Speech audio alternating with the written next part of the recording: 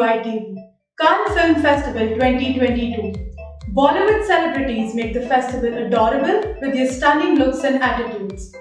The Cannes Film Festival, hosted in the south of France, is an ongoing fest that draws the attention of the audience through the different attitudes of each celebrity, directors, and producers. Hollywood star Tom Cruise is honored with the Palme d'Or Award at the 75th Annual Cannes Film Festival, whose film Top Gun: Maverick is due to premiere at the festival. The time has come for the red carpet look of Bollywood celebrities, where some have made their dream debut at the fest. Some have added more glam to the event, and many have stolen shows, including their presence at the 75th Cannes Film Festival.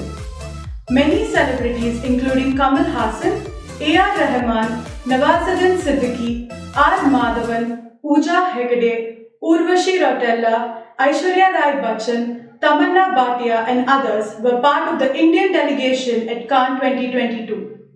UiTV chairman Vedant Chulin enjoys seeing the personalities on screen during the fest and wishes a lot of success to each member of the event.